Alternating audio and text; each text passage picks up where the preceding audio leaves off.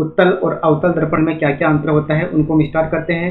तो सबसे पहले हमने यहाँ पर लिखा उत्तल दर्पण। तो यहाँ पर कौन सा टॉपिक हम देखने वाले हैं, उत्तल दर्पण। और इस साइड में कौन सा टॉपिक है, अवतल दर्पण। अवतल दर्पण सबसे पहले क्या करते हैं, हम इसमें उत्तल और अवतल दर्पण का जो डायग्राम है वो हम बनाते हैं। तो उत्तल दर्पण में है क्या होता है, जैसे कि मान लो ये इसमें अंदर की तरफ तो क्या कर दी जाती है, पॉलिश कर दी जाती है। यानी अंदर तो आपने क्या कर दी, पॉलिश।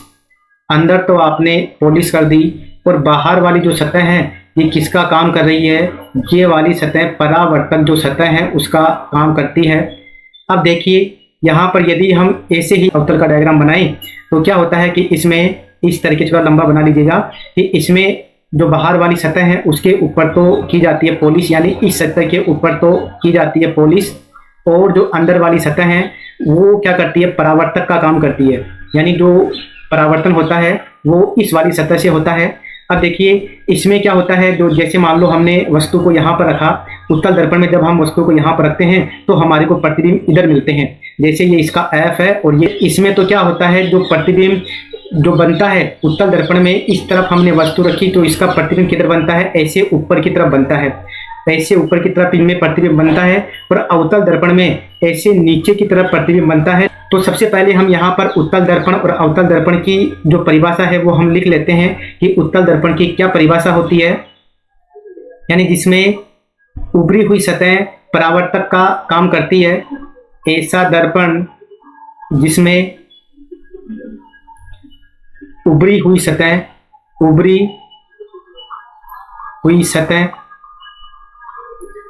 परावर्तक का काम करती है, परावर्तक का काम करती है। तो ये काम करती है परावर्तक का, यानी बाहर वाली जो सतह है ये परावर्तक का काम करती है। और अवतल दर्पण में क्या होता है, जो धसी हुई सतह या अंदर वाली जो सतह है वो परावर्तक का काम करती है।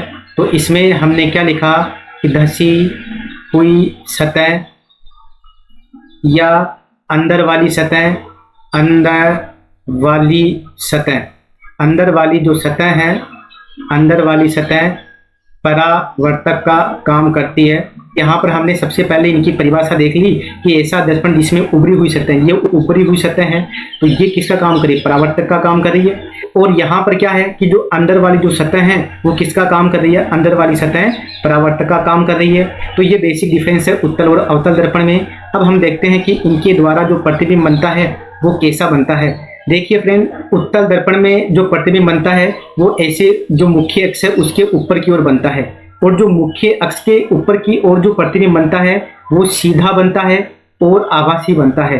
सीधा बनता है और आभासी बनता है, ये आपको ध्यान रखना है। और छोटा भी बनता है। तो इससे हमारे को क्या पता चला कि उत्तल दर्पण में कैसा प्रतिबिंब बनेगा। तो इसमें प्रतिबिंब सीधा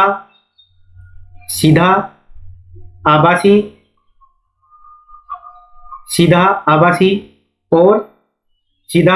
और छोटा बनता है। तो इसमें जो प्रतिबिंब है वो सीधा, आभासी और छोटा बनता है। अब इसमें प्रतिबिंब सीधा, आभासी और छोटा बनता है क्योंकि इसके अंदर जो प्रतिबिंब बनता है वो मुख्य अक्ष के ऊपर की तरफ बनता है। और जब प्रतिबिंब मुख्य अक्ष के ऊपर की तरफ बनता है तो सीधा बनता है, आभासी बनता है। तो यहाँ पर जैसे ये प्रतिबिंब यहाँ पर प्रतिबिंब बनता है इसलिए सीधा और आभासी बनता है। और इसमें दो स्थितियां रहती है, यानी इसमें कुल कितनी स्थिति बन सकती है, इसमें दो स्थिति बन सकती है। एक तो जब आप वस्तु को अनंत पे रखते हो, पहली स्थिति तो जब है जब आप वस्तु को अनंत पे रखते हो। और दूसरी स्थिति कब है, जब वस्तु को आप किसी निश्चित दूरी पर रखते हो। यानी दूसरी स्थिति कब है, जब आप निश्चित दूरी पर रखते हो। तो हमने ये देख लिया। अब हम देखते हैं कि जो अवतल दर्पण है उसमें कैसा प्रतिबिंब बनता है। अब हम अवतल दर्पण के बारे में देखते हैं। और अवतल दर्पण में टोटल 6 स्थितियां हैं, उसमें से 5 स्थितियों के अंदर तो प्रतिबिंब वास्तविक, उल्टा और बड़ा बनता है। वास्तविक, उल्टा और बड़ा बनता है।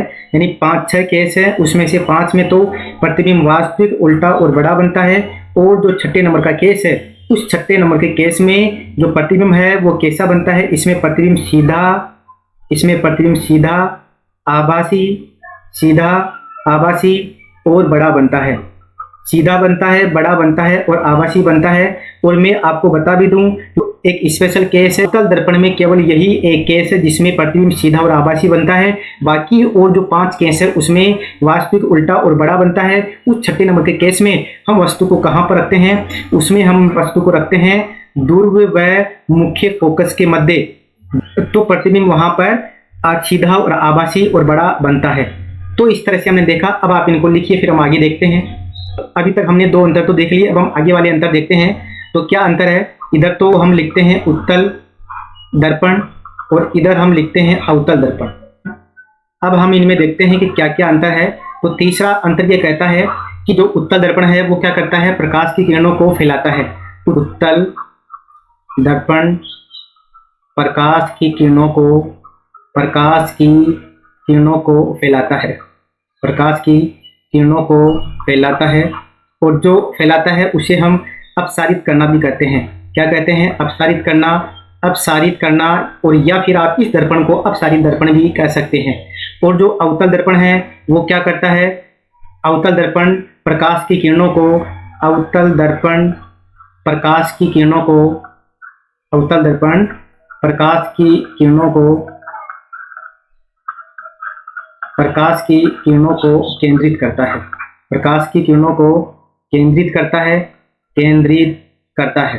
और जो केंद्रित करता है उसे हम क्या कहते हैं? अभिसारित करना, अभिसारित। और आप इसको अभिसारित दर्पण भी आप इसको कह सकते हैं, क्योंकि ये किरणों को केंद्रित करता है। और जो केंद्रित करता है उसे हम अभिसारित करना भी कह सकते हैं। और जो उत्तल दर्पण होता है वो तो अपसारित होता है, और ये क्या करता है? ये अभिसारित होता है। यानी ये तो अपसारित करता है और ये अभिसारित करता है। अब हम चौथा जो केस है वो हम देखते हैं। यानी क्या करता है? जो उत्तल दर्पण है उससे जो प्रतिबिंब बनता है उसको हम पर्दे पर प्राप्त नहीं कर सकते हैं। ऐसा क्यों?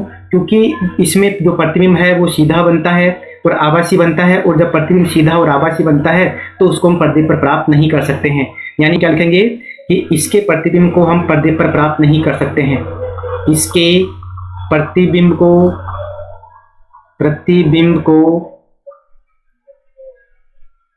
पर्दे पर प्राप्त नहीं कर सकते हैं, नहीं कर सकते हैं। और इसमें आप ये लिख सकते हो कि इसका जो प्रतिबिंब है इसके प्रतिबिंब को हम पर्दे पर प्राप्त कर सकते हैं, क्योंकि प्रतिबिंब वास्तविक और उल्टा होता है। और जो प्रतिबिंब वास्तविक होता है उसको हम पर्दे पर प्राप्त कर सकते हैं। तो इसके प्रतिबिंब को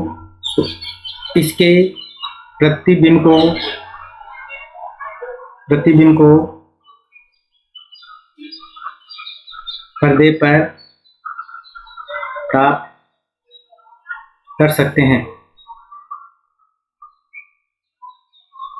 तो क्या हो जाएगा कि इसके प्रतिबिंब को हम पर्दे पर प्राप्त कर सकते हैं। अब देखिए, अब हम इसमें उपयोग भी देख लेते हैं कि उत्तल दर्पण और अवतल दर्पण का कहाँ पर उपयोग आता है। जो उत्तल दर्पण है इसका उपयोग तो, यानी इसका यदि उपयोग की बात करें तो इसका जो उपयोग है वो तो आता है पश्य दर्श्य दर्पण में, पश्य दर्श्य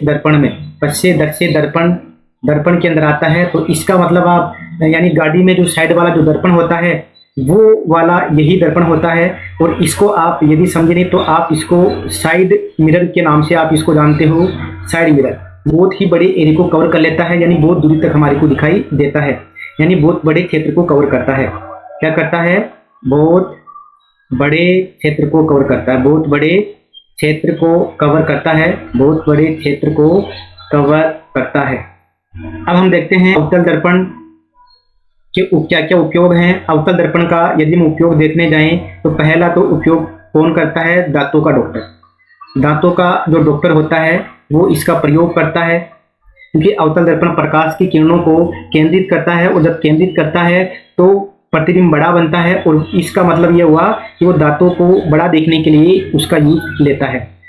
तीसरा, ये किस में काम में लेता है? टॉर्च में। तीसरा जो प्रयोग है वो कहाँ पर? यानी जो सोलर भट्टी होती है, सोलर भट्टी या सौर भट्टी जो होती है उसके अंदर भी किसका प्रयोग किया जाता है? उसके अंदर भी अवतल दर्पण का प्रयोग किया जाता है। चौथा जो केस है, यानी चौथा कहाँ पर प्रयोग किया जाता है? ये वाहनों के अग्रदीपों में, वाहनों के अग्रदीपों में, वाहनों के अग्रदीपों में, वाहनों के अग्रदीपों में। अग्रदीपों में इसका प्रयोग किया जाता है। अब आप यदि वाहनों के अग्रदीपों से नहीं समझे तो यानी वाहनों की जो हेडलाइट होती है वहाँ पर इसको प्रयोग में लिया जाता है। वाहनों के अग्रदीपों में यानी जो हेडलाइट होती है उसमें अवतल दर्पण का प्रयोग किया जाता है क्योंकि वो किरणों को केंद्रित करता है। तो इस तरह से हमने उत्तल दर्पण और अवतल दर्पण के हमने लगभग सभी अंतर हमने देख लिए। और यदि फिर भी इनमें यदि आपको किसी तरह कोई डाउट हो तो आप कमेंट सेक्शन में कमेंट करके मेरे से पूछ सकते हो। और यदि अभी तक आपने हमारे चैनल को सब्सक्राइब नहीं किया है तो आप हमारे चैनल को सब्सक्राइब कर दीजिए, जिससे कि आपको ऐसे ही वीडियो आपको मिलते रहें। ओके।